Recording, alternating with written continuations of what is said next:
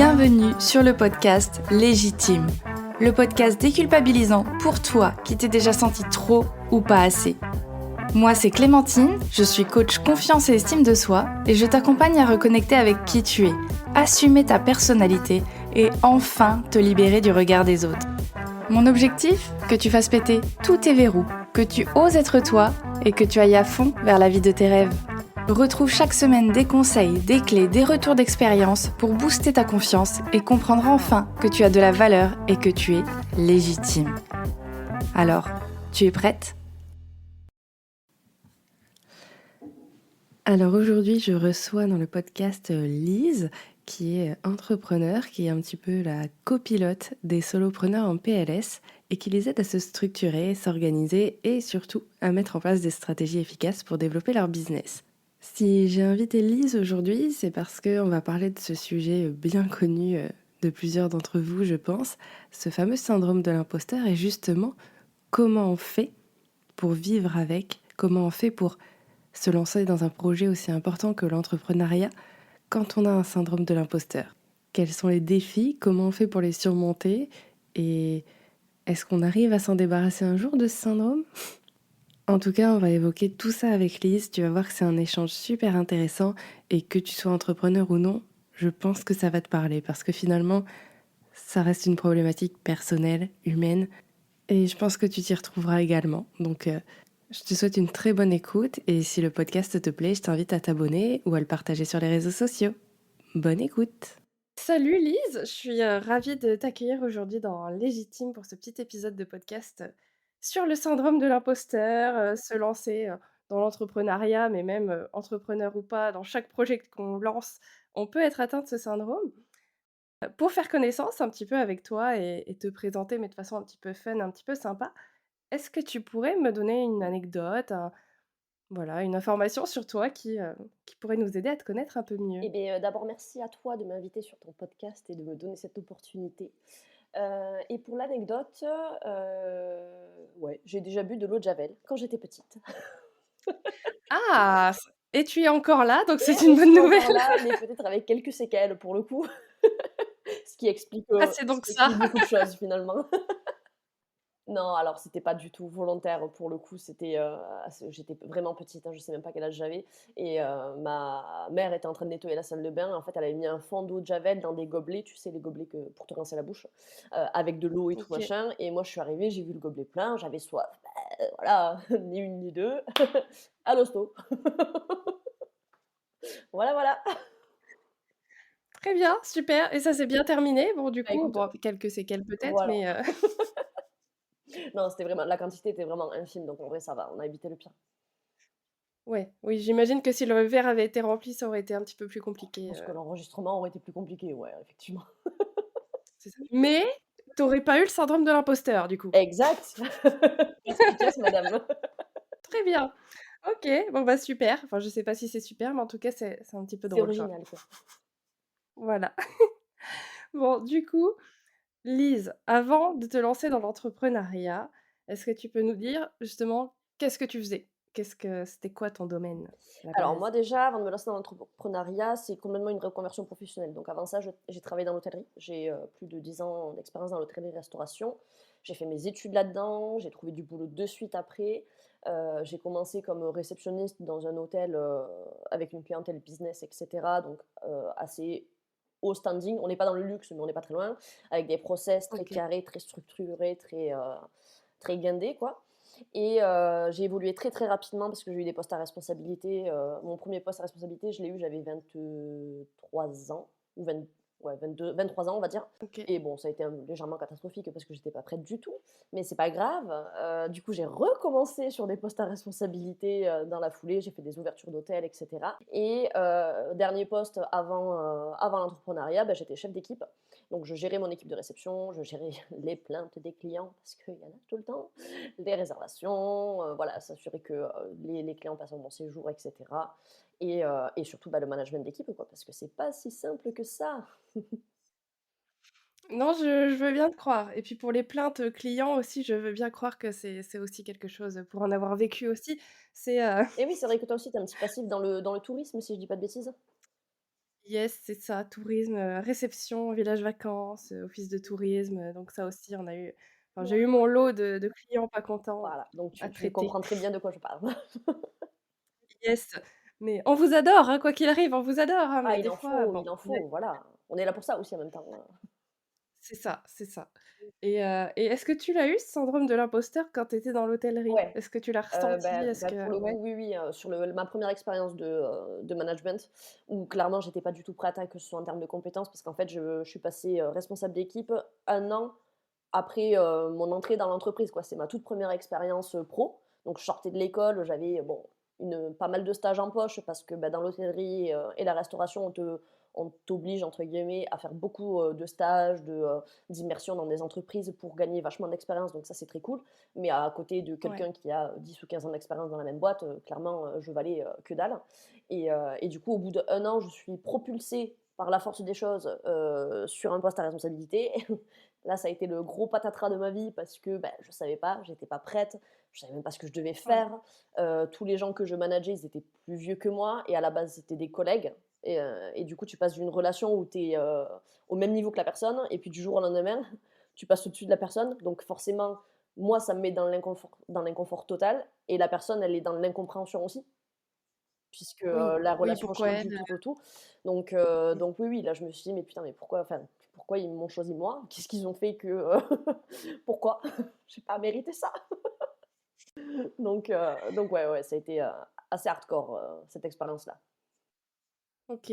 Ouais, parce que je le rappelle, hein, c'est vrai que j'ai pas redonné la définition, mais le syndrome de l'imposteur, hein, c'est quand on doute quand même, fortement de ses compétences, quand on se remet beaucoup en question, on se dit: «Bah, justement, ouais, qu'est-ce que je fais ici? Pourquoi ils m'ont choisi? Je comprends pas, je vais pas y arriver, en fait, c'est pas possible, c'est une erreur, quoi». Il y a eu erreur, à un moment donné, ils vont se rendre compte qu'ils ont fait une C'est connerie ça. et parce que là, c'est pas C'est ça, possible. ils vont vraiment se rendre compte que, bah, je suis pas du tout à la bonne place, que je suis pas du tout qualifiée, Ouais. que je suis incompétente au possible et que je fais couler la boîte quoi, entre guillemets, tu vois? C'est vraiment, j'étais dans ce mood-là, hyper, pas négatif, mais, le cercle vicieux, tu sais tu as une pensée qui arrive et puis après tu en as une autre et puis ça ne fait que s'empiler et ça s'arrête jamais, quoi.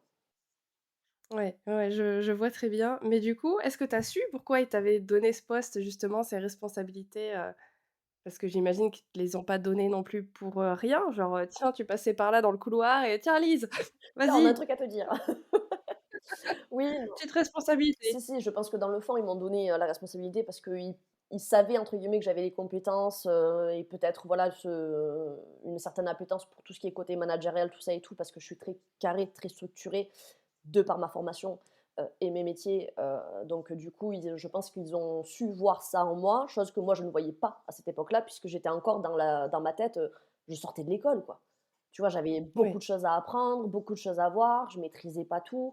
Enfin voilà, donc je pense que j'avais les capacités, qu'ils l'avaient détecté et que c'est la raison pour laquelle ils m'ont mis, sur ce poste-là, quoi. Après ils l'ont mal fait, mais ça mmh. c'est autre chose. Oui, c'est différent du coup, c'est que tu as pas Voilà. peut-être pas été assez accompagnée, Ah mais pas du pour tout. le faire dans les Pas du tout. voilà, dans les Quand bonnes je te dis que je conditions. me suis retrouvée littéralement du jour au lendemain sur un poste à responsabilité, c'est ce qui s'est passé, hein.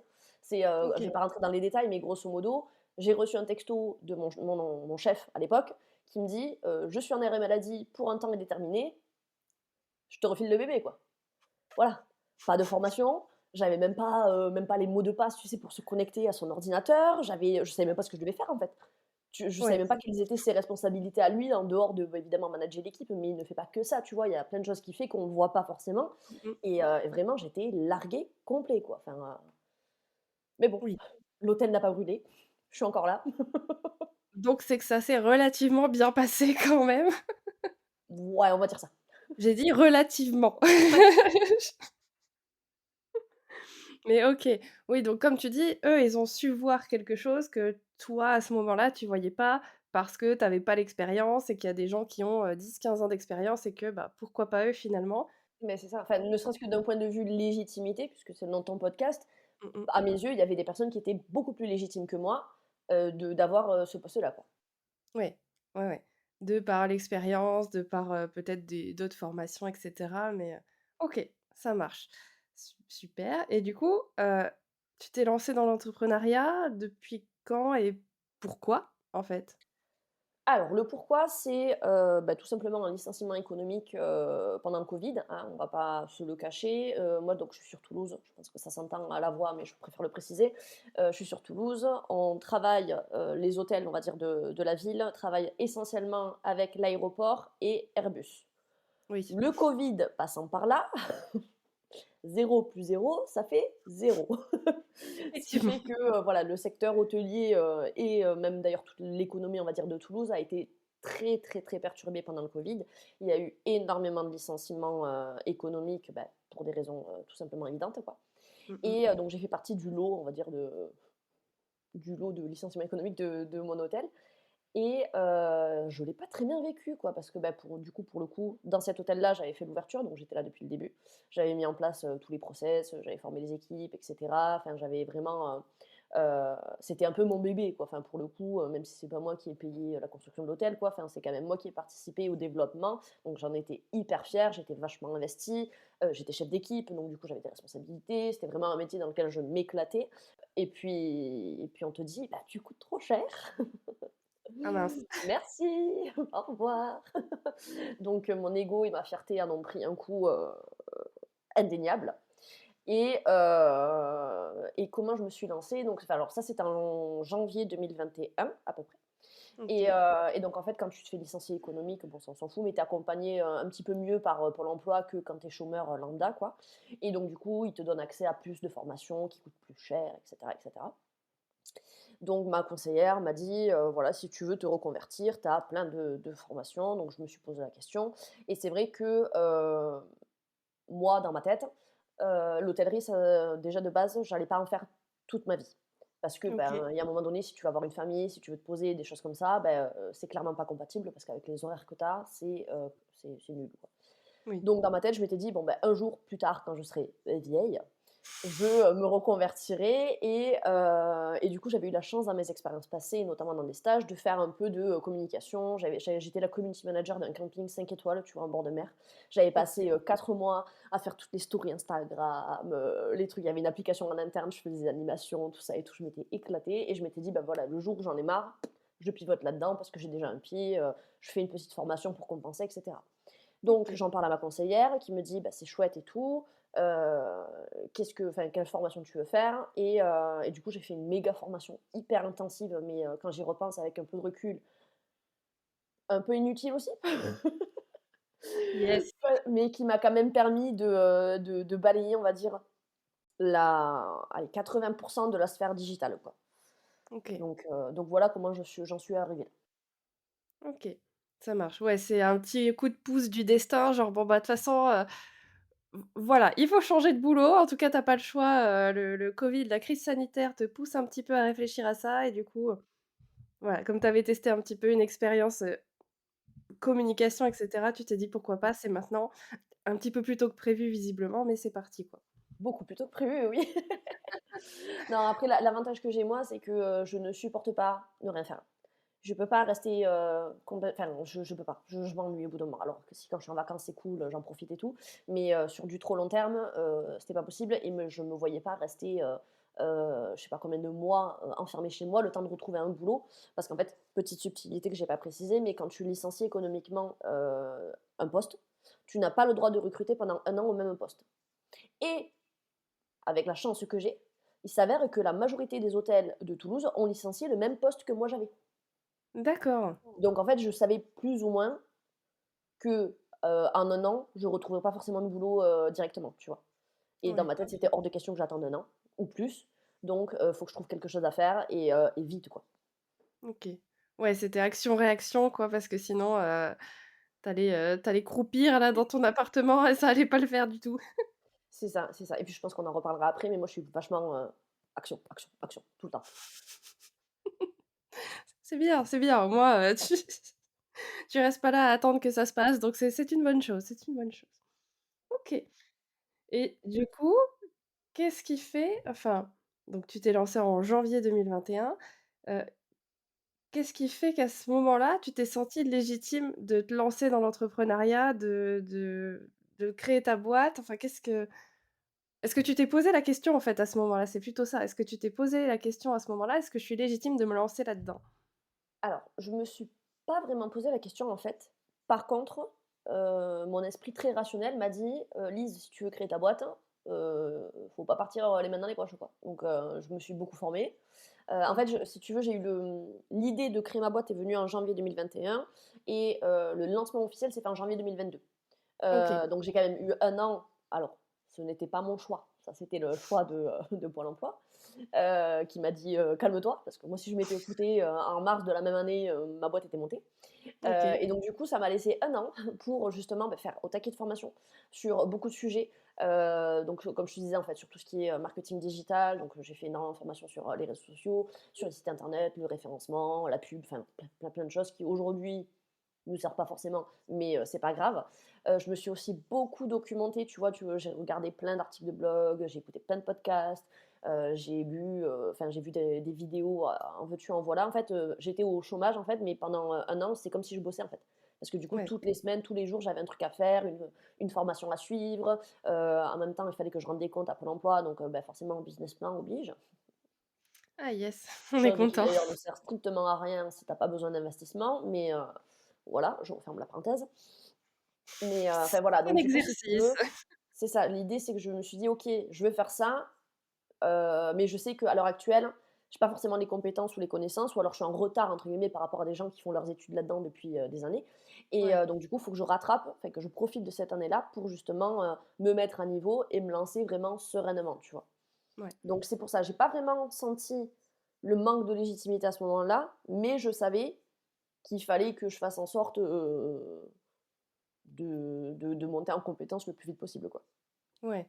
Oui, tu ça paraît du bon sens effectivement quand tu te lances dans quelque chose de dire: «Bon, bah, je vais me former quand même là-dessus parce que je maîtrise pas non plus le sujet» et à un moment donné, oui, si tu veux lancer ta propre boîte, faut un minimum de connaissances pour te dire: «Bah, coucou, OK, j'ai de l'expérience». Tu avais de l'expérience dans ton métier précédent, mais peut-être qu'il manque certaines bases, certaines connaissances en plus pour, vraiment me lancer dans le métier et même pour toi te rassurer, je pense aussi. Ah oui, clairement, c'est le but, c'était ça. C'était de me dire: «Bah, si je lance ma boîte, j'ai envie que ça réussisse quand même», tu vois? Donc du coup, je mets toutes les chances de mon côté pour y arriver et je rebondis juste sur le fait que, oui, se former sur des compétences parce que c'est ton métier et cetera, c'est bien, mais il y a aussi tout l'aspect où je me suis formée sur la micro-entreprise, tu vois? Ne serait-ce que l'aspect, Ouais, fiscal, la comptabilité, tout ce qui gravite autour parce que quand on est entrepreneur, on fait pas que son métier de cœur. Alors moi, j'ai la chance parce que du coup, mon métier de cœur, c'est aussi 80 du métier d'entrepreneur, c'est tout ce qui est marketing, communication et cetera. Mais pour, je sais pas, une thérapeute, enfin peu importe, quelqu'un d'autre, il y a son mmh mh. métier, mais il y a aussi derrière toute la vente, la prospection, la compta, tu vois? Et donc du coup, pendant 1 an, je me suis vraiment intéressée à tous ces sujets-là pour, comme je te disais, mettre toutes les chances de mon côté et réussir, quoi. C'est c'est un beau plan. Je pense que c'est un beau plan. Mais effectivement, hein, je témoigne que moi, qui pensais faire mon métier de coach et juste mon métier de coach, tu te rends compte que non, non, non, il y a bien d'autres choses à côté si tu veux justement faire ton C'est clair métier. et puis la subtilité, c'est que si tu veux pouvoir faire ton métier de coach, il te faut des clients et pour avoir des Bah, c'est ça. clients, il faut communiquer, il faut prospecter, il faut vendre, il faut voilà. Donc en fait, tu peux pas passer à côté. C'est ça, tu as pas le choix en fait, parce que sinon, bah, il va rien se passer. Donc mais c'est pas voilà, tu l'apprends sur le tas, enfin sur le tas. Tu t'en rends compte que, bah, de toute façon, tu as pas le choix de communiquer et de montrer à quel point tu es une coach exceptionnelle et que c'est vers toi qu'il faut aller. Exactement. Mais OK, ça marche. Donc pas de souci de syndrome de l'imposteur à ce moment-là, enfin juste, voilà, besoin de se rassurer, d'avoir les compétences, ce qui paraît logique, mais à ce moment-là, tu étais pas, en train de remettre en question ton projet, enfin pour toi, c'était évident en fait? Oui, ouais, ouais, ouais. Moi, c'était mon objectif et je fonçais droit devant et j'avais pas vu le mur, mais il y était, quoi. Il était là, mais pour l'instant, c'était, tout va bien, enfin pas les Ouais. bisounours, mais allez, on y va quoi, c'est Ouais, j'étais parti, vraiment dans un bon mood, tu vois? Justement ouais, où tu as envie de faire les choses, où tu doutes pas, justement parce que tu es dans cette phase où je veux apprendre un maximum de choses pour ne pas douter après, tu vois? Donc j'ai pas encore les doutes dans mon OK. cheminement. Ouais, c'est ça. C'est pour ça, je trouve ça vachement intéressant parce que c'est ce que j'ai remarqué en parlant à pas mal de personnes et pas mal d'entrepreneurs. Finalement, quand tu te lances, c'est: «Ouais, je fonce dans le tas, on y va, il y a pas de souci, bien sûr que j'ai ma place là-dedans, tout va bien, je C'est vois pas ça. où est le problème, tout». Mais c'est après que ça commence. Donc c'est ça qui est C'est rigolo et après. qui est assez intéressant d'ailleurs.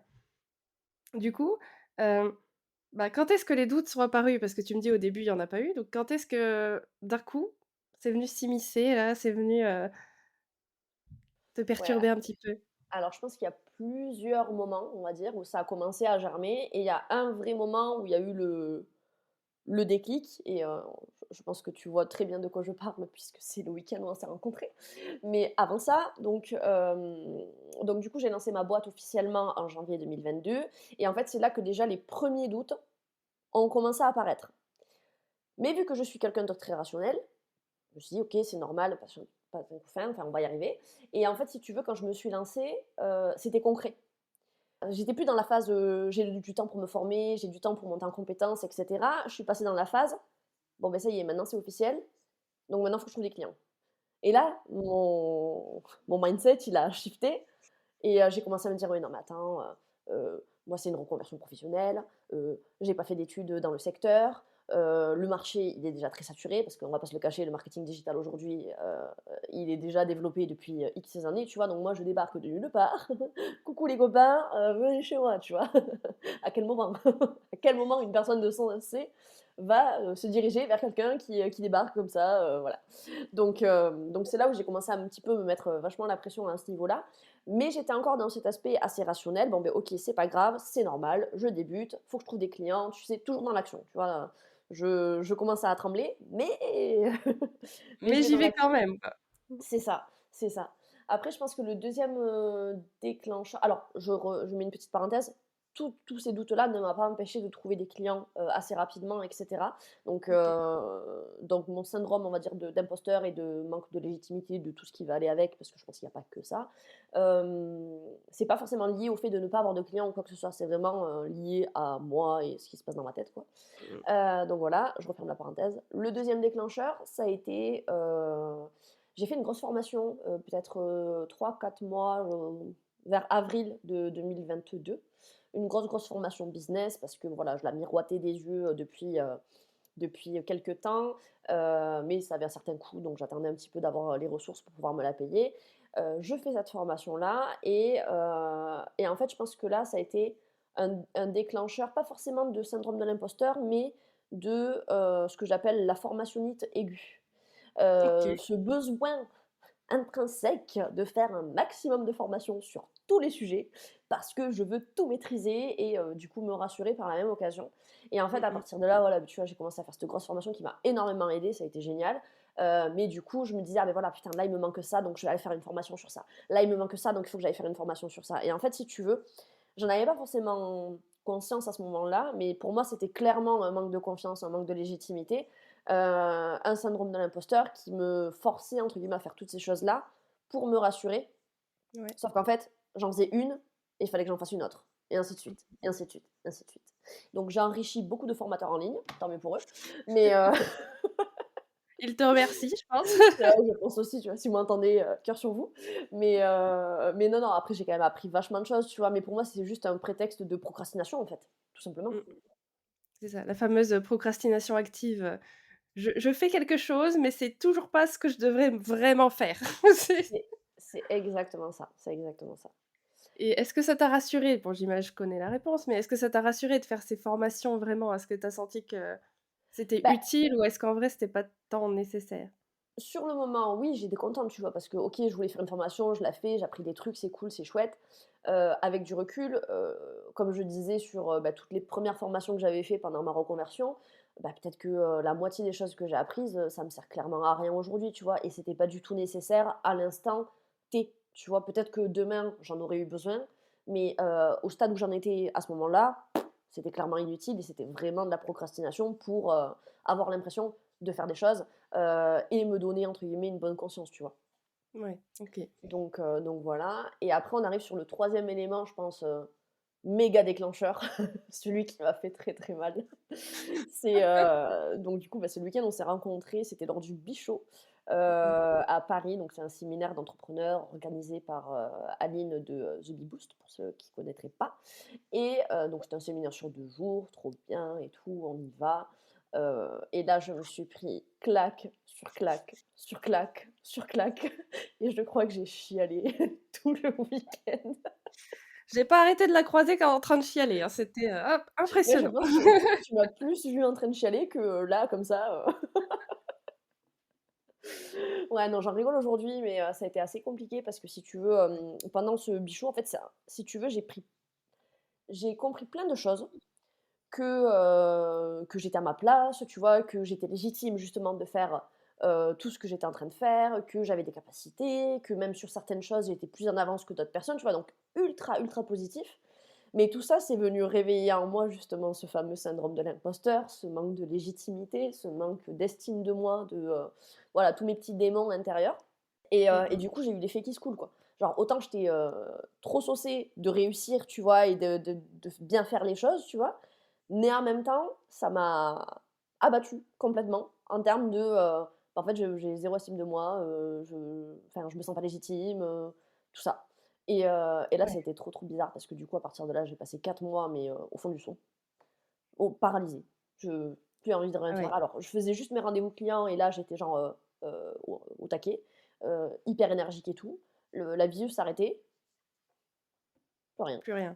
Plus de son, plus d'image, plus envie de me lever, je savais plus pourquoi je faisais ça, perte de sens, complètement, mais qui je suis moi, j'ai gaspillé, 2 ans de ma vie, j'aurais dû faire d'autres trucs, enfin voilà et là ça a été, le fiasco total. La descente aux enfers. Voilà, voilà. Nickel. Ah, c'était bien ce séminaire, hein. Ouais, on adore, hein. Non, non, en vrai, il est vraiment bien, hein, franchement pour, ceux qui se Oui. posaient la question, j'y suis retournée 1 an après et ça s'est très bien passé, hein, j'ai pas pleuré. Et du coup, elle a vu l'évolution. Non, mais en vrai, il est très, très bien ce séminaire, mais oui, je peux comprendre qu'il est un petit peu, chamboulé. Ouais, ouais, bah, surtout l'aspect mindset, en fait. Parce que, bah, Mmh comme mh. je t'ai dit en début d'interview, si tu veux, moi je suis très, dans l'action. Très dans le concret, très dans les actions, très dans le faire, Mmh mh. et je suis beaucoup moins dans le mental. Donc ça m'a en fait, ça m'a confrontée à tous ces blocages. Enfin, c'est pas même pas des blocages puisque j'étais pas consciente que c'était des blocages, tu vois? Ça m'a vraiment mis, au pied du mur pour le coup, tu vois? Le mur que je me suis Ouais, pris, c'était le mur de mon mindset, quoi. Voilà c'est et j'ai ça. foncé, plein fer dedans en tant que bonne bélier que je suis. Ah bah, c'est bon, tu l'as trouvé ton mur, c'est bon. Voilà, sauf qu'il a fait mal. Ah bah, oui, mais quand on l'évite, pendant trop longtemps, au bout d'un moment, bah, ça pète. Oui et puis surtout quand tu cours pendant très longtemps, que tu prends beaucoup, beaucoup, beaucoup d'élan, arrêt buffet. C'est très imagé, mais c'est vraiment ça, tu vois, que j'ai ressenti et qui s'est passé, quoi, donc voilà, j'en rigole aujourd'hui. Rire peut-être un petit peu jaune parfois, mais Et du coup, justement, donc ça ouais, tu me dis, ça a réveillé des vieux démons, enfin, les problèmes d'estime de soi et cetera. Qu'est-ce que tu t'es dit, en fait? Enfin, c'est quoi? C'est vraiment genre: «J'ai plus qu'est-ce que je fous là?» Enfin, ou alors, ouais, comme tu dis: «Qui suis-je?» En fait, c'est que tu t'étais jamais vraiment posé cette question-là de, comme tu me dis: «Je fais que du faire». Tu t'es jamais posé la question de: «Qui suis-je moi vraiment? La valeur que j'ai moi?» et ah c'est oui, ça, en fait? Mmh. moi, c'est complètement ça. Je pense qu'en fait, le faire des formations, c'est très bien quand tu te lances parce que justement, bah, comme on disait, tu as besoin de monter en compétences, tu as besoin de t'intéresser à tous les sujets et tout. Mais en fait, je suis tombée, je pense, dans le côté, je veux faire plein de formations, du coup, je me suis auto-formatée. Tu vois? Tout ce OK. qu'on me disait, je le faisais. Tout ce que, je suis rentrée, en fait, dans un moule, hein, tout simplement, sauf que ce moule-là ne me correspondait pas du tout et D'accord. donc c'est cool, j'ai eu des résultats, machin, tout ça et tout, mais en fait, je me suis vraiment posé la question, mais en fait, je suis pas forcément là où je devrais être, tu vois? Je m'éclate pas, quoi. Je fais les choses machinalement, mais ça me rend pas, à l'intérieur, ça j'ai pas le feu qui s'allume, tu vois? Enfin, justement, le Ouais. feu, c'était un peu au fur et à mesure que j'avance, tu vois? Et du coup, bah, derrière, OK, est-ce que j'ai fait les bons choix? Pourquoi j'aurais pas fait ci? Tu vois? La remise en question Mmh. perpétuelle. OK. Mais est-ce que je vais y arriver? Mais je vais pas y arriver, mais je suis qui moi? Mais je suis personne en fait, enfin voilà, tu vois? Ou alors je suis pas plus con qu'une autre, donc je peux y arriver, puis le lendemain, bah, tu te réveilles, tu pleures toutes, les larmes de ton corps parce que, bah, non, en fait. Et là, ça a été un espèce de yo-yo émotionnel, énergique, tout m'a lâché, enfin, même physiquement, tu vois? J'avais des douleurs et tout pendant, presque 1 an et demi, enfin et encore aujourd'hui, je me suis tiré, des problèmes de cervicales et tout, je me bloquais le cou 1 mois sur 2, j'étais chez l'ostéo, 1 mois sur 2, j'étais chez le kiné, tu vois? Donc même quand ton corps, Ouais. il parle, Oui, c'est que c'est assez intense là, ce qui se passe. c'est que les planètes, elles sont pas alignées du tout. C'est un gros SOS, genre un gros, red flag, genre, «Fais quelque chose s'il te plaît». C'est ça et je t'ai dit, j'ai passé qua suite à ce séminaire-là, j'ai passé, allez 4 mois, enfin peut-être pas 4 mois, mais allez, jusqu'à Noël, entre octobre et Noël quoi. Oui, bon, on n'est pas loin des 4 mois quoi. Au fond du seau, à me remettre en question: «Qu'est-ce que je vais faire de ma vie? Je suis une grosse merde», enfin voilà quoi, donc le syndrome de l'imposteur dans son excellence. C'est ça, plus. Là, il avait pris possession de ton corps là, même je Ouais, pense, c'est ça et puis beaucoup d'épuisement aussi, tu vois? Parce qu'à force de faire, de faire, de faire, de faire, de faire, de faire, de faire tout le temps, bah, tu te poses pas, tu te reposes pas non plus d'accord. et du coup, tu te crames facilement, le peu d'énergie qui te reste en 2-2 quoi, donc Ouais, donc intense, plus. OK et qu'est-ce qui a fait que tu as réussi à en sortir? Enfin, à reprendre un petit peu, enfin sortir de ce cercle vicieux infernal là, qu'est-ce que tu as fait? Comment tu as fait? alors, est-ce que j'ai une méthodo, pratico-pratique? Non. Par contre, ce que j'ai fait, c'est que, bah, j'ai rien foutu, en fait, hein, pendant 3 4 mois et que le naturel est revenu au galop. C'est-à-dire que moi, rester, dans l'inaction trop longtemps, ça m'a gonflé. Voilà, comment on dit ça? Je m'auto-flagellais de ne rien faire, tu vois? Alors je sais que OK. des fois, il faut accepter de, ne rien faire, ce genre de choses, c'est OK, c'est normal, mais quand ça dure 4 mois d'affilée, à un moment donné, il faut sortir les doigts du cul et avancer, quoi. Enfin, je comptais pas rester pardon pour l'expression, mais c'est voilà, la C'est manière très bien, que c'est très bien, dont c'est j'ai très j'ai clair. pensé à ce moment-là, tu vois? C'est de me dire: «Bon, c'est bon, t'as assez pleuré pendant 4 mois, t'as rien foutu pendant 4 mois, t'as rentré zéro pendant 4 mois». Ah, il y a aussi, le fait que, bah, dans la réalité de la vie, bah, tu as des factures à payer tous les mois. Donc Mmh. faut se remettre en selle. Et la question, c'est comment on va faire ça, quoi? Est-ce que je repars, dans les travers et je refais exactement la même chose ou est-ce que je change des trucs? Et en fait, c'est à force de discuter, bah, avec, des copines business, avec mon chéri, enfin ce genre de personnes de l'entourage, quoi, Mmh. qu'une petite graine a mis du temps à germer, mais elle a germé sur le fait qu'en fait, j'étais pas forcément très bien positionnée au départ. Et c'est pour ça que j'ai entamé mon repositionnement stratégique, sur le copilotage d'entreprise et plus sur le marketing opérationnel.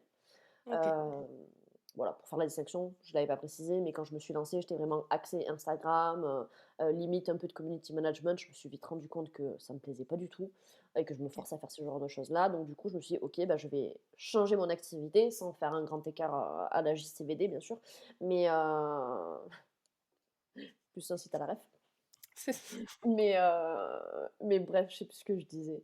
Et donc oui, et donc je me suis dit: «Je me repositionne», pour justement rallumer cette flamme-là qui me fait vraiment vibrer et là où je m'éclate, tu vois? Parce que je sais que j'ai les compétences, je l'ai appris pendant le séminaire, je sais que je suis capable, je sais que j'y arrive, donc c'est cool. Par contre, faut que j'aille à un endroit où je suis entre guillemets «légitime» et où je me sens bien.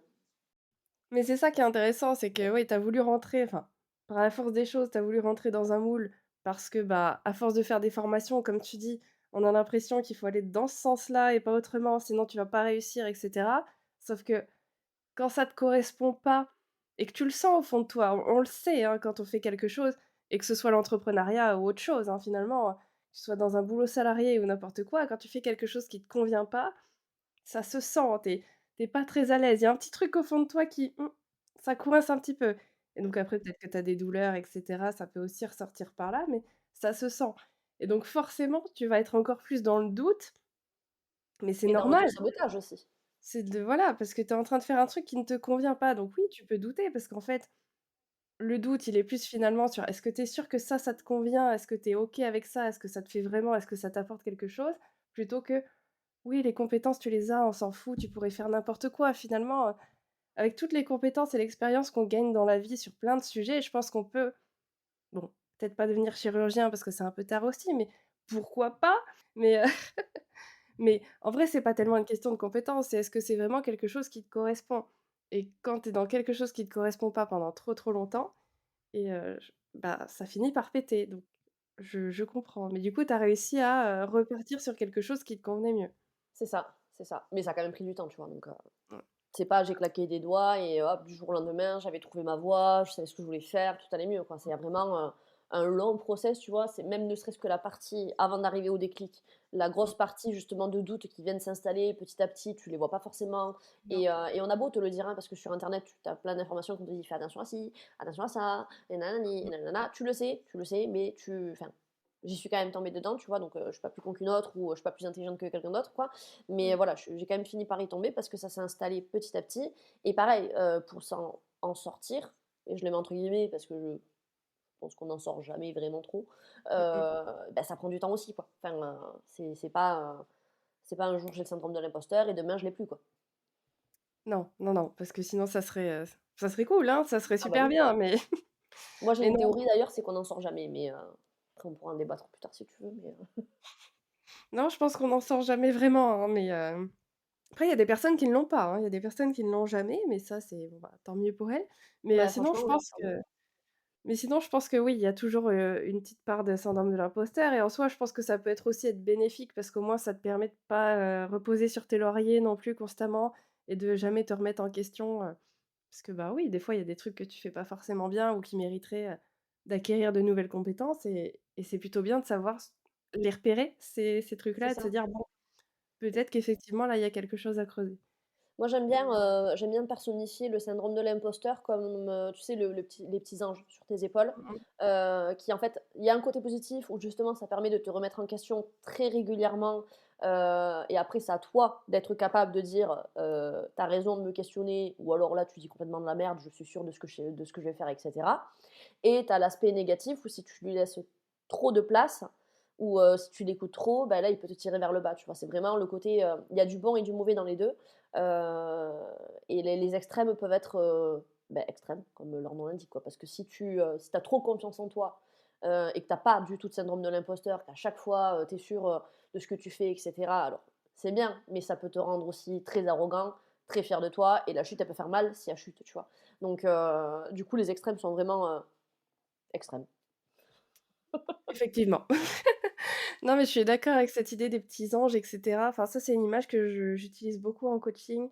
Alors après, moi, là où je mets la nuance, parce que c'est ce qu'on voit aussi en PNL, programmation neurolinguistique, pas le groupe de musique, hein, Oui, puisqu'on me le sort souvent, donc je précise. Mais c'est que ces petits anges, en fait, enfin, c'est des parties de toi, hein, finalement. Le syndrome de l'imposteur ou même les croyances qu'on peut avoir sur soi, les comportements, tout ce qu'on a, ça fait partie de nous. Et on part du fait que chaque comportement, chaque, pensée et cetera a une intention positive pour nous. Dans le sens où, oui, tu as ton petit ange qui va dire: «Allez, c'est bon, tu peux avoir confiance en toi» et son intention positive, bah, ça va être de, par exemple, te motiver et tu as l'autre là qui est plus là à te dire: «Attends, tu es sûre, parce qu'on maîtrise pas trop là?» Et là, son intention positive, ça serait plus, ben, chercher de la sécurité, chercher de la réassurance, enfin t'apporter ce côté, «Ouais, là, je suis pas sûre, j'ai un petit peu peur, il faudrait qu'on se rassure un petit peu parce que là, je suis pas au top». Et je trouve ça bien l'idée de toujours voir cette intention positive derrière chaque comportement, chaque pensée, parce que ça permet aussi de se déculpabiliser un petit peu de, bah, voilà, de ressentir ce syndrome genre: «Ah non, non, c'est pas bien, arrête, ressaisis-toi». Mais juste de dire: «OK, si pourquoi il est là? Qu'est-ce qu'il essaye de me dire? Qu'est-ce qu'il essaye de me faire passer comme message?» Et c'est pas de, se former absolument. C'est juste: «J'ai besoin d'être rassurée. Donc comment je peux faire pour me rassurer? Autrement peut-être que d'aller dans une formation qui va pas forcément m'apporter grand-chose, mais comment je peux faire pour me rassurer?» Et là, bah, aller chercher, bah, voilà, peut-être, relire tes commentaires clients, peut-être juste t'apporter ta propre rassurance aussi. Mais voilà, c'est juste chercher l'intention positive du petit démon là qu'on qualifie de démon, on va arrêter, c'est pas forcément un petit démon, c'est juste, voilà, le rabat-joie qui vient te dire oui, il faut enfin, alors, je vois très bien ce que tu veux dire parce que, bah, dans mon groupe de business friends, tu vois, bon, je l'ai dit, je suis quelqu'un de très rationnel, très carré et tout et on est 4 et dans les 4 il y en a, on va dire 2 et demi qui sont hyper créative, hyper, positive et ce qui est génial parce que du coup on se complète très, très bien et en fait je sais que dans le groupe, je suis tout le temps la meuf qui vient casser les délires de tout le monde, tu vois? Parce OK. que pragmatisme, parce que rationalité, machin et tout. Alors je le fais pas pour, les Mmh. les faire chier, hein, bien au contraire, mais tu vois? Et en fait, elles me font souvent la remarque en mode: «Ouais, putain, tu fais la rabat-joie à chaque fois» et donc du coup, ça me parle vachement ce que tu dis. C'est toi la petite rabat-joie. Voilà, c'est moi la connasse qui te casse tous les délires. Non, mais après c'est important aussi d'avoir quelqu'un Il faut un équilibre, attends, ce qu'on disait, tu vois? Une complémentarité, un peu des 2. c'est ça, c'est important. Après le tout, c'est de pas se laisser justement, ben, comme tu dis, bouffer par peu importe quel extrême finalement, que ce soit le trop positif ou effectivement, tu te remets jamais en question, tu te poses pas de questions et ça va peut-être être dangereux sur du long terme parce que, bah, on n'est pas chez les bisounours, donc à un moment donné, ça peut faire mal et pas l'extrême non plus de, «Ah bah, voilà, je suis qu'une merde, de toute façon ça marchera jamais, et qu'est-ce que je fous là?» et puis, Et tu es «Ah il faut» paralysée après par tout ça, quoi. c'est ça et qu'au final, bah, comme tu dis, tu fais de la procrastination active et tu pas, tu culpabilises parce que: «Bah, putain, j'avance pas» et c'est un on s'en sort jamais. Enfin ça devient, voilà, ça te bouffe encore plus donc C'est ça. l'équilibre toujours, la nuance, l'équilibre. OK, bon super, donc bon, tu t'en es pas sorti parce qu'on se sort jamais vraiment du syndrome de l'imposteur, mais tu me disais pour réussir à remonter un petit peu la pente, donc tu as parlé à ton entourage, tes business friends, ton chéri et cetera. Est-ce qu'il y a d'autres choses que tu as mises en place ou est-ce que tu as eu des déclics? Est-ce que tu as bossé sur toi? Enfin, qu'est-ce qui t'a permis un petit peu de remonter la pente? Alors, bosser sur moi, pas spécialement. Ça marche. Pour la s Non, non, mais en fait, je sais, je vais te répondre à cette question parce que, parce que pour moi, enfin, quand j'entends bosser sur, moi, c'est, tout ce qui est, lié au coaching, la thérapie, ce genre de choses, peu importe, le Ouais. format, quoi et en fait, je me répète, hein, mais, j'ai un esprit très carré, très rationnel et du coup, pour moi, c'est un monde qui est complètement nébuleux, où j'ai beaucoup de mal, en fait, à me projeter et c'est aussi, je pense, pour ça qu'on s'entend bien parce que, du coup, on se renvoie la balle sur pas mal de choses. Enfin bref, donc du coup, c'est assez, abstrait pour moi, tu vois? Et du coup, j'ai beaucoup de mal à me dire: «Bah, tu c'est la solution que je vais choisir», quoi. Je préfère, mettre en place des solutions beaucoup plus concrètes, beaucoup plus, pragmatiques, et peut-être même visuelles, tu vois? OK. Que, me dire: «Bah, je vais aller faire du coaching, sur moi, sur ma confiance ou quoi que ce soit». Peut-être ça viendra un jour, je suis en train d'ouvrir mes chakras, tu vois? Là, à Noël, j'ai commandé un thème astral, donc tout est possible. Putain, alors le thème astral, c'est OK, mais le coaching, non. Là, je me Non, pose mais tu vraiment vois? des questions. Non, mais là, c'est vraiment petit à petit, quoi. Il y a vrai J'y vais petit step par petit step, voilà. Je te dis ça, le la boîte du thème astral, elle est encore, emballée à côté de moi, je l'ai pas ouverte, hein. Mais, voilà, il est là, je le ferai, tu vois? Enfin, voilà. Pareil, je me suis acheté un petit cadeau de moi à moi-même, c'est, bon, tu le verras pas, sur le podcast, mais en gros, c'est un petit oracle, donc pareil, tu vois? Oracle très spirituel, très machin et tout. Par contre, c'est un oracle qui est recentré sur l'entrepreneuriat, tu vois? Oui, Donc, je ramène, le côté, pragmatique et rationnel dans ce que je fais, tu vois? Donc c'est ça. ça viendra, ça viendra. Je sais pas quand, mais ça viendra. Donc voilà et à côté de ça, du coup, qu'est-ce que j'ai fait? Alors, en fait, c'est quelque chose que je faisais déjà avant, mais par, automatisme. On m'avait dit de le faire, donc je le faisais, tu vois? Mais, j'avais pas pris, conscience du truc et en fait, ce que je fais, c'est que tous les jours, j'écris, tout ce qui s'est passé de bien dans ma journée. Tu vois? OK. Donc ça peut être des petites victoires à la con, ça peut on m'a fait un compliment, voilà, on m'a signé un devis, je suis contente, on m'a fait un commentaire sur, Instagram. Tu vois? Vraiment tout ce qui est positif, que ce soit externe ou interne. Par exemple, j'ai réussi à boucler, tel projet en moins de temps que ce qui était prévu, donc youhou, je suis contente, tu vois? Enfin voilà. J'essaye de noter tout, tout, tout, tout, tout, tout. Et en fait, au début, je faisais ça par automatisme. On m'a dit: «Tu verras, c'est cool et tout machin» et du coup, maintenant ce que je fais, c'est que je le fais mais avec plus l'intention de me dire: «OK, je note mais aussi de temps en temps, je vais regarder. Tu vois? Justement, quand j'ai ces petits moments de panique, de doute, de questionnement, parce que, comme on l'a dit, le syndrome de l'imposteur, il nous suivra toute notre vie, je pense, à des niveaux différents, tu vois? En fait, dès que tu vas sortir de ta zone de confort, de manière, globale, le syndrome de l'imposteur, il va venir te faire un petit coucou, il va te demander si tu es sûr de ton choix, si tu veux vraiment aller là-dedans et voilà et dans ces moments-là, j'aime bien me référer à ça. Après qu'est-ce que si, le fait de m'entourer aussi, je pense que ça m'aide, m'entourer encore plus, hein, je veux dire. Ouais. J'ai intégré un réseau, qui s'appelle TPF d'ailleurs, je sais pas si vous connaissez, Tapote Freelance. Pour information, si ça vous intéresse, j'ai un petit lien affilié qui peut vous faire bénéficier de 10 à vie sur l'abonnement, voilà. On le mettra en description du coup. Voilà, voilà. Et en fait, c'est un réseau de nanas entrepreneurs, c'est génial, c'est un réseau national, tu vois? Et puis après, tu as des mini communautés par localisation, tu vois? Donc nous, sur Toulouse, on est une team, on commence à être, je sais pas combien on est, peut-être 20 ou 30, tu vois? Donc c'est Mmh. cool et on essaye de se voir, on essaie d'organiser des trucs, des coworking, des apéros un petit peu divers et variés et du coup, ça ouvre la discussion, en fait. Tu discutes avec plein de gens, puis tu te rends compte que, bah, tu as des gens qui ont les mêmes problèmes que toi ou les mêmes questionnements, donc du coup, tu essaies d'apporter ton expertise, tu essayes, tu vois? Et du coup, tu as vraiment ce côté un peu, cohésion qui vient t'élever à toi, tu vois? Donc ça permet de relativiser sur beaucoup de situations. Ça permet aussi de se revaloriser dans le sens où quand tu apportes quelque chose à quelqu'un, bah, du coup, tu te sens trop fraîche, quoi. Tu dis: «Ouais, c'est moi qui l'ai aidé», tu vois? Enfin, c'est cool, quoi. J'ai C'est des pas pour trucs me à la apporter aux gens, Voilà, c'est pas pour me la péter, mais ça booste ta confiance en toi et ton image de toi, j'imagine.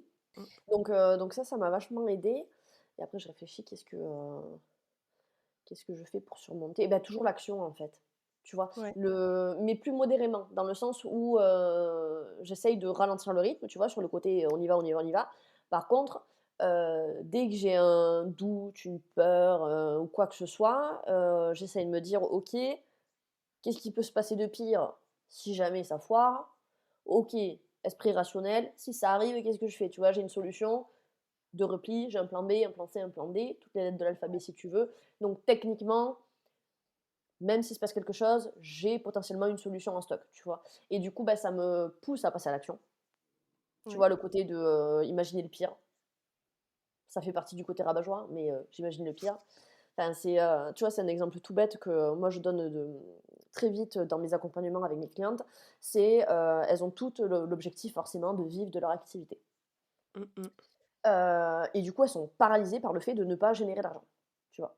Genre: «Oh là là, catastrophique», enfin, tu vois? Enfin, après c'est vachement aussi, relatif à tes croyances, tes blocages et cetera. Mais à chaque fois, je leur dis: «Mais en fait, il se passe quoi si jamais tu arrives pas à générer, d'argent, peut-être 3 mois d'affilée? Qu'est-ce que tu vas faire?» «Bah, je vais prendre un job salarié». «Bah, ouais, et beh, voilà, et bah, tu as ta solution. Donc Mmh mh. vas-y. Au pire des cas, tu sais ce que tu peux faire. Tu es pas à la rue, tu as un toit, sous la tête, tu as de quoi manger, donc C'est go, ça. quoi». Tu vois? Et du coup, j'essaye d'inculquer ça, enfin justement mon côté un peu, «Vas-y, on y va, on trouve des solutions, on avance», à mes clientes, sans trop tomber dans le drama parce que du coup, je sais ce que ça fait. C'est de doser. C'est ça, doucement, doucement. C'est ça. OK, ça marche. Oui, c'est ça, c'est imaginer le pire et je sais que c'est quelque chose qui est pas mal donné aussi en psychothérapie et même moi je le donne aussi en exercice parfois en coaching de: «OK, ben, c'est quoi le pire qui peut arriver?» Bah, ça peut être ça. Non, mais vraiment le pire, quoi et déjà, je pense que ça t'aide à désamorcer parce Ouais, qu'effectivement, avant que tu arrives à la catastrophe de vivre sous un pont, à faire la Manche et cetera, il y a quand même pas mal d'étapes. Il y a vraiment quand même pas mal d'étapes. Tu as peut-être, bah, voilà, trouver un taf salarié, il y a peut-être des gens qui peuvent t'aider, il y a peut-être d'autres manières de rebondir. Enfin, il y a énormément de choses qui vont faire qu'il va s'en passer du temps avant que tu t'écroules comme ça, mmh, et c'est que tu ça, arrives c'est plus à ça. rien Et faire. puis même souvent, alors ça, je pense, c'est plus ta partie, mais souvent ce qui revient aussi moi avec mes clientes, c'est le côté, «Ouais, mais j'ai peur de passer pour une nulle», tu sais, auprès de ma famille, auprès, voilà, de mon entourage et cetera. Et bon, alors ça, je comprends parce que moi, c'est une peur que j'ai aussi, tu vois? De me dire la peur de l'échec, comment les gens vont me regarder, comment ils vont me juger, tu vois? Sauf qu'en fait, pour moi, il y a 2 choses, à voir là-dedans. C'est que la première, les gens qui sont pas vraiment importants pour toi, genre, tu sais, les copines, les machins, tout ça et tout, tu en as rien à foutre de leur vie. Voilà, hein.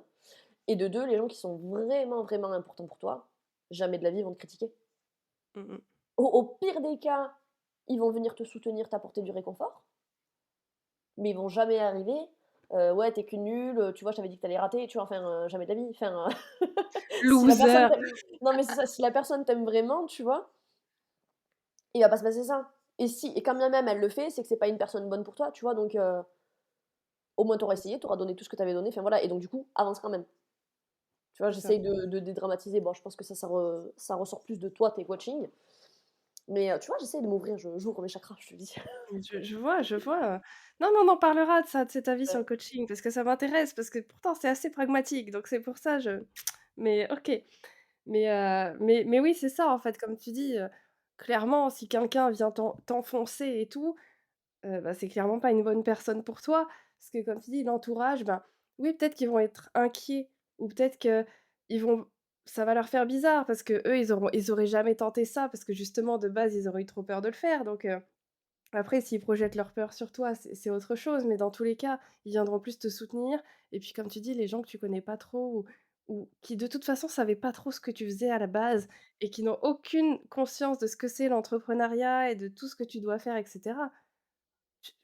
Tu t'en fous en fait, tu t'en fous. Écoute, ils l'auraient pas fait de base, donc déjà tu as essayé, tu as tenté quelque chose, ça a pas marché, bah, OK, réfléchis à qu'est-ce que tu pourras faire la prochaine fois pour rebondir, peut-être pour faire autre chose. Peut-être que c'était pas le moment, peut-être qu'il te manquait des choses importantes et tu pourras aller les acquérir derrière, mais en soi, tu pourras jamais te reprocher d'avoir tenté un truc de ouf que les 3 quarts des gens auront pas tenté parce qu'ils auront eu trop peur. Donc c'est déjà, hyper courageux en fait de se lancer, je trouve. C'est Donc exactement ça et puis après, il y a aussi un autre, dicton qui marche vachement, c'est «le ridicule ne tue pas», tu vois? c'est ça. Et là, je pense à tout ce qui est, bah, quand tu fais des sorties de zone de confort, tu sais, montrer ta tête sur les réseaux, ce genre de choses et tout, tu peux vite tomber dans le côté, tu sais, tu ta vidéo et en fait, tu la re-regardes après et tu te dis: «Ah putain, mais je suis trop laide, j'ai bégayé 18 fois, j'ai lâché 46 toutes les 2 tu vois? Tu peux vite tomber dans ça et du coup, ne pas publier, ne pas poster, et du coup faire, juste écouter ton syndrome de l'imposteur qui te dit que t'es pas assez bien pour faire des stories, tu vois? Bah, en fait, même si ça te plaît pas à toi, c'est pas toi ton client, tu t'en fous. C'est Donc ça. donc tu postes, tu vas toujours te dire: «OK, ben, OK, j'ai peur, j'ai des doutes, mais j'y vais quand même et puis on verra ce qui se passe après», tu vois? Et dans tous les cas, bon, la critique, elle est pas enfin, elle est inévitable. Il y aura toujours des gens qui seront là pour venir te critiquer et cetera et là, c'est là où il va falloir faire la distinction entre, qu'est-ce qu'on écoute, qu'est-ce qu'on n'écoute pas. Voilà. C'est ça. Mais pour moi, c'est le entre guillemets, la pas la seule méthode, mais la une des meilleures méthodes pour justement contrer un petit peu ce syndrome de l'imposteur parce que le jour où tu auras posté ta story et que tu auras reçu des messages qui disent: «Ah, c'est trop bien, merci beaucoup, nanani nanana», bah, ta petite voix dans ta tête qui te dit: «Bah, tu trop laide, tu vas intéresser personne et cetera», il y aura plus personne, hein. C'est ça, c'est ça. Bah, je me rappelle la première fois que j'avais fait une story, Insta pour me présenter et tout, clairement j'étais pas à l'aise, c'était pas fou. Mais en fait, j'ai eu plein de retours: «Ah non, mais c'était très bien, franchement top la présentation». Mais parce que en fait, je l'avais dit dès le départ. Moi, ça, c'est un conseil que je donne tout le temps parce que je trouve que ça désamorce aussi de fou. Je suis pas à l'aise, bah, je le dis, en fait. Ou, j'aime pas ma tronche là, bah, je le dis. Et en fait, du coup, c'est un fait, voilà, bon écoute, je suis pas à l'aise là, mais je me lance quand même et je trouve que ça dédramatise tout de suite. Au lieu d'essayer de donner une confiance que tu as pas forcément et que ça se ressent, bah, écoute, je crève l'abcès tout de suite. Je suis pas à l'aise les gars, mais c'est pas grave, je vous balance mon message parce que je trouve que c'est plus important que, ma gueule ou mon bouton au milieu du front ou, que je bafouille de temps en temps. Ça nous rend beaucoup plus humains, en fait, je pense de crever cet abcès-là et comme tu disais, il y aura toujours des critiques. Il y a des gens qui vont aimer, il y a des gens qui vont pas aimer. Je voyais, hier ou avant-hier que l'acteur qui a joué Sirius Black dans Harry Potter, n'a pas du tout aimé sa performance. Il s'est trouvé médiocre et ça m'a fait sourire parce que je me suis dit: «Bah, moi, je trouve pas». Moi, je trouve que enfin, je j'ai jamais perçu ça et lui, bah, visiblement, il a pas aimé sa performance. Il y a des gens qui n'ont pas aimé non plus, mais en soi, moi, je me suis jamais posé la question. Donc oui, il y a des gens qui vont adorer, il y en a d'autres non. Toi, tu seras jamais satisfait parce que, bah, tu as toujours envie de faire le meilleur, tu as envie d'offrir le meilleur, tu as envie d'offrir de la qualité, tu as envie de montrer une bonne image de toi aussi. Mais en fait, entre ce que toi, tu penses de toi, ce que les autres voient vraiment de toi, ce que en fait, il y a un monde, hein, donc Et puis on est les seuls à avoir nos propres défauts, tu vois? c'est ça, Donc toi je sais pas moi les cheveux blancs là qui sont en train de pousser, sur tout mon crâne parce que ça y est, je m'approche de la trentaine, moi je ne vois que ça, je les montre à tout le monde, je suis là: «Ah t'as vu, t'as vu, t'as vu, t'as vu?» et eux ils sont là en mode: «Mais où?» Tu vois? Alors qu'on les voit quand même, hein. Donc soit c'est pour me faire plaisir, non mais ils accordent pas autant d'importance que moi j'y accorde, tu vois ce que je veux dire? Donc c'est ça. donc en fait, il y a plein de choses comme ça que tu peux, vite, t'en débarrasser finalement, tu vois? Ces petits doutes, ces petites craintes que tu peux avoir, ces remises en question, bah, juste des fois passer à l'action et te dire: «Vas-y go, j'y vais», bah, ça te permet de relativiser sur le fait que, bah, en fait, tu pouvais y aller, plusieurs fois et je reviens juste sur le côté, quand tu disais, moi ma première story elle était éclatée. Désolée, hein, c'est pas les mots que tu as dit, mais c'était l'idée. Mais c'est ça, hein, c'est ça. Je te rassure, hein, on est tous passés par là, hein. On a tous eu nos premières stories éclatées. Donc voilà, à un moment donné, il faut le faire et puis c'est en faisant qu'on apprend, quoi. C'est ça et puis maintenant, je te fais des stories, complètement, mal coiffées, démaquillées, je m'en tape complètement. Je suis là genre: «Attends, j'ai un truc à dire, j'y vais» et puis écoute, et bizarrement personne ne me fait de remarques, hein. Peut-être que les gens se disent: «Putain, elle sort du lit» ou j'en sais rien, mais en fait je m'en fous, je passe mon message et puis, et il y a des gens que ça touche. Je pense que c'est Mmh. ça aussi, c'est que même si tu as pas toujours des retours, enfin je sais que dans l'entrepreneuriat, c'est tu as pas toujours masse de retours, même si Ouais, les le gens début, te c'est long, hein. regardent, même si les gens te regardent, même si en vrai peut-être tu apportes des trucs aux gens, mais ils te le disent pas forcément. Mais quand tu as des retours, ne serait-ce que d'une personne qui te dit, «Putain, ça me parle trop ce que tu dis» ou alors: «Ouais, c'est totalement moi» ou «Merci de communiquer comme ci ou comme ça», bah, tu sais que tu fais pas les choses pour rien et que tu touches les gens que tu dois toucher, en fait. Mais pour ça, il faut parler, il faut communiquer, il faut, passer à l'action, comme tu dis et puis bon, bah, faut y aller, quoi, se sortir les doigts du cul, comme tu as dit, hein. Voilà, c'est mon expression favorite, moi, Mais c'est très bien, enfin, je c'est très clair, en fait. Je pense que pour beaucoup de choses, je pense qu'il faut se sortir les doigts du cul, notamment pour faire des coachings, mais non, je vois pas du tout de quoi tu parles. non, non, non, mais je dis ça comme ça, après, prends, ce que tu veux prendre et Mais tu puis as raison, tu as raison. Retourner les arguments des autres contre eux, tu as raison. Putain, je me le note. voilà. Te mettre face à ce mur-là, à cette, non, mais voilà, enfin, je pense qu'on se fait souvent toute une montagne. Je te donne un exemple aussi, moi, j'adore cet exemple personnel. On faisait de la danse avec mon mec pour le spectacle. On s'est planté de A à Z dès le début et du coup, toi, dans ta tête, tu es là en train de te faire un cinéma. Oh, putain, c'est catastrophique, les gens, ils vont voir que ça, qu'on est trop nuls et tout. Surtout qu'il y avait que 3 couples sur scène, donc ça se voit vite quand tu te plantes Ouais. et ben, finalement, on a regardé la vidéo. Alors oui, nous, on sait qu'il y a des endroits où on s'est planté, mais en vrai, quand tu le sais pas, tu vois, il y a un moment où tu le vois parce que bon, bah, voilà, c'était vraiment flagrant, mais sinon, les 3/4 des moments où on s'est planté, où on avait l'impression que c'était cata, bah, ça se voit pas parce qu'en fait, c'est des petits détails qui ne gênent pas l'enchaînement de la chorégraphie, tu vois?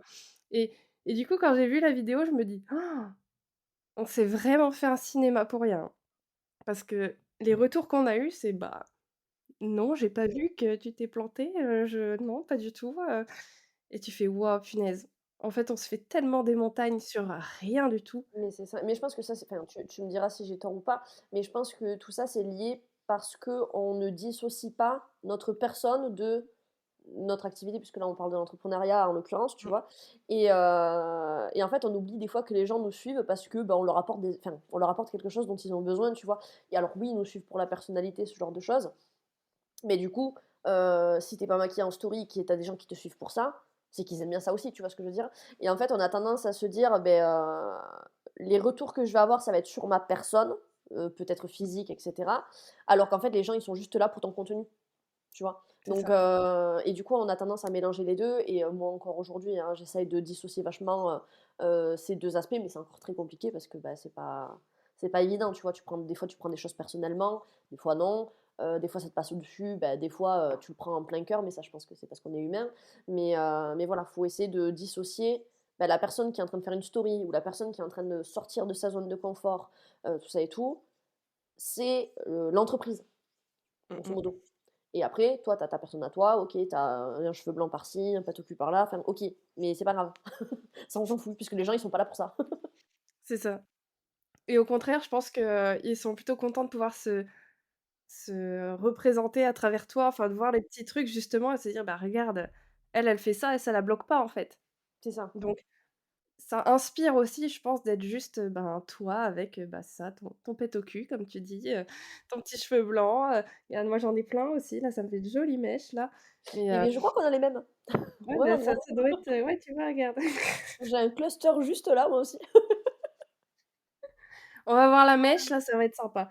Mais mais voilà, on s'en contrefiche, tu vois? C'est juste nous qui donnons de l'importance à des choses qui, en soi, c'est vraiment très futile. Enfin, c'est donc Ma dernière question justement, c'était un conseil pour les personnes qui se sentent pas légitimes. Bon, je pense qu'on y a un petit peu répondu quand même, mais est-ce que tu aurais un mot de la fin, un truc, un apprentissage ou qu'est-ce que tu pourrais nous dire? Le premier truc qui m'est venu en tête, c'est: «Sors-toi les doigts du cul», mais on va peut-être pas dire ça. Oh bah, c'est peut-être Heu, ça, si, enfin, c'est l'idée de se dire, en fait, cette expression, elle peut être très violente quand tu t'y attends pas forcément. Mais je l'aime bien parce qu'elle permet aussi, tu vois, de te déclencher un déclic, quoi, tu vois? Et quand on dit se «sortir les doigts du cul» entre guillemets, c'est pas forcément faire des choses que tu as, jamais l'habitude de faire. C'est faire justement des petites actions, que tous les jours, tu fasses une petite action qui t'aide justement à, entre guillemets, «combattre» ce syndrome-là. Donc enfin, ouais, ça rejoint ce que je disais tout à l'heure, passe à l'action, passe à l'action, essaye. Et tu vois, alors, j'ai pas forcément d'exemple en tête, mais si, oui, si par exemple, le tu as peur du regard des autres en story et cetera. En fait, avant d'arriver au stade où tu vas poster ta story et parler à des gens en «direct» entre guillemets, tu as plein de petites étapes intermédiaires que tu peux, faire toi de ton côté pour justement venir atténuer. Tu peux commencer par te regarder dans un miroir et parler, tu vois? Pour, travailler ta diction, pour travailler, je sais pas, ta manière de bouger ou pas. Tu peux, t'enregistrer sur des vidéos et ne pas les publier. Tu peux enregistrer et faire des cuts, enfin voilà, il y a plein de moyens, tu vois? Souvent on a tendance à voir l'obstacle et juste l'obstacle, tu vois? Pas, regarder un pas plus loin, enfin pas prendre de recul. Et des fois quand tu prends un peu de recul, tu t'aperçois que, OK, le mur là, tu peux pas le franchir, mais juste à côté, tu as une porte en fait, hein. Donc tu as C'est juste à ça. ouvrir la porte et aller quoi. Enfin, donc bon bref, c'est quand tu es seul, c'est vrai que c'est pas évident et c'est pour ça que c'est bien de se faire accompagner, que ce soit par du coaching, Et ou par moi par exemple, sur tout l'aspect plus pragmatique, vous l'aurez compris. Mais du coup voilà, c'est juste bien d'avoir une personne qui te dit, en fait pourquoi tu t'obstines à foncer dans ce mur-là, alors que tu as une porte grande ouverte à côté quoi. Tu vois? Pourquoi tu parce que tu es seul et parce que tu as pas ce recul-là quand tu es seul, quoi, c'est tout. Donc voilà, mon conseil, ça serait, 1er conseil, ça serait de se dire: «J'essaye de passer à l'action, peu importe, si ça c'est trop challengeant pour moi, j'essaye de trouver un challenge plus petit», tu vois? Et si vraiment c'est vraiment compliqué, fais-toi accompagner, quoi, par, n'importe qui, mais par quelqu'un qui va pouvoir te donner, un point de vue différent, qui va pouvoir t'aider à relativiser, qui va pouvoir t'aider à trouver d'autres solutions et cetera. Voilà, il y a plein de manières de se faire accompagner aujourd'hui, donc voilà, pour moi, ça serait ça vraiment, le bon conseil, quoi. yes, ça marche. On passe à l'action, petit pas par petit pas. C'est toujours pareil, parce que c'est pareil, tu vois, je prends un exemple de la vie quotidienne pour les personnes qui écoutent et qui sont pas entrepreneurs. À chaque fois, je parle de course à pied et que les gens se disent: «Oui, je vais commencer à courir un peu», il y a toujours cette phrase derrière: «Mais je veux pas faire un marathon, hein». Et je suis là genre: «Mais personne ne t'a demandé de faire un marathon, pourquoi tu vois tout de suite un truc de 42 kilomètres où tu vas en chier ta race?» parce que oui, on en chie notre race pendant un marathon. Ah Pourquoi tu bon? te mets déjà dans une condition de souffrance quand même? Enfin, même si j'adore, hein, c'est vraiment bien, faites des marathons si vous voulez, mais Chacun l'idée quand a ses hobbies. chacun ses passions, voilà, Voilà. mais pourquoi tu vois déjà, comme tu dis, la montagne, le mur, avant de voir que peut-être tu vas aller juste courir 3 minutes dans ton pâté de maison? Parce qu'en soi, c'est ça, c'est comme ça que tu commences, c'est que tu commences à apprécier, c'est que tu vas courir 2 minutes, 3 minutes, très, très, très lentement et après tu progresses et après ça va mieux et après tu grignotes la montagne comme ça petit à petit. Mais tu te lances pas sur le marathon direct, évidemment que tu vas te planter si tu fais ça.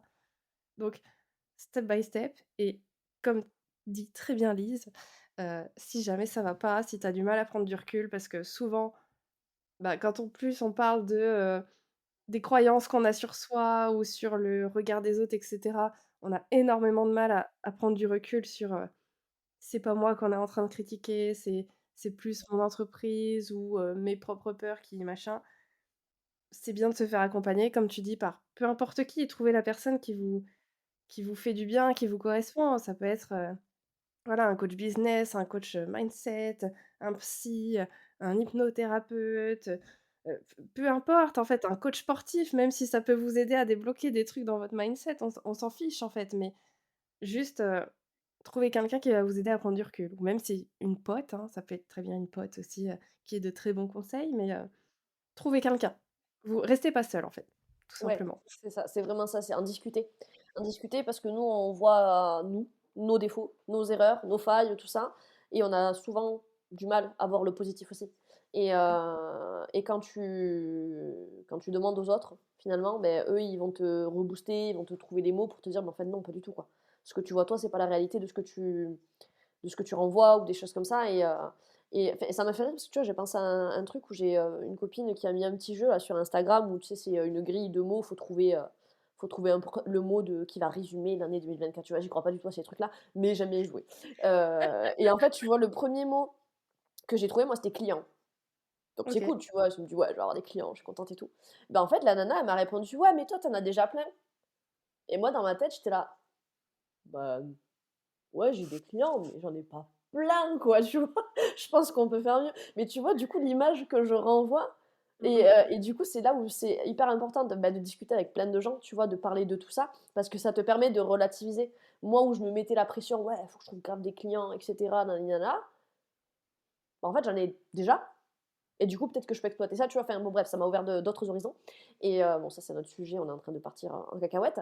Mais voilà, tu vois? Et juste discuter, être accompagné, ça permet de relativiser, ça permet de voir les choses sous un autre angle, ça permet de minimiser aussi ses peurs, ses croyances, ce syndrome, tu vois? Tout et ça ne peut être que bénéfique, quoi. Mmh mh.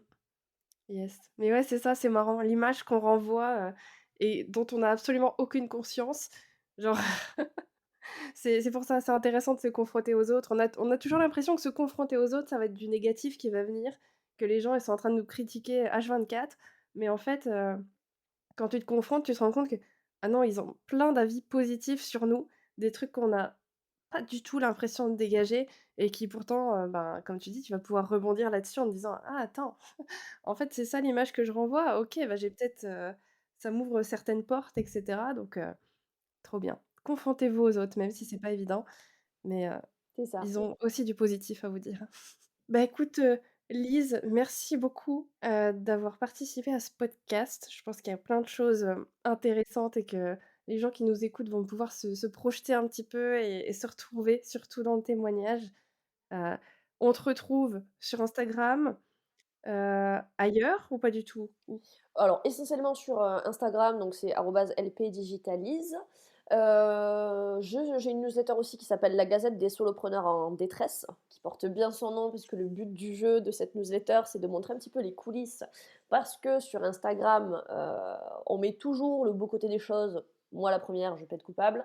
On parle rarement, des choses où ça va pas, des flops, des galères qu'on rencontre. Donc du coup, il y a vraiment le côté, Instagram, pour, bah, du conseil, du tips, de la valeur et cetera et la newsletter pour, l'aspect plus, voilà la vérité des des faits et c'est génial parce que ça permet justement de relativiser sur le fait qu'on traverse tous, des galères et qu'on est tous victimes du syndrome de l'imposteur quoi, entre autres et après non, c'est déjà bien quoi, c'est, là où vous pouvez me retrouver.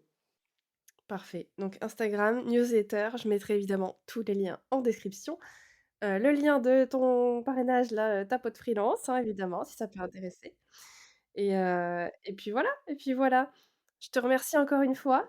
Bah, merci à Je te toi souhaite, Clémentine, c'était trop, trop chouette. super et ben, à bientôt. Je vous souhaite à tous et à toutes beaucoup de réussite, hein, puisque c'est le début d'année, donc autant en profiter. Beaucoup de réussite et puis, n'hésitez pas à nous faire des retours sur cet épisode, sur votre, rapport justement au syndrome de l'imposteur et si ça vous a aidé justement un petit peu à relativiser. Voilà, bonne journée à tous.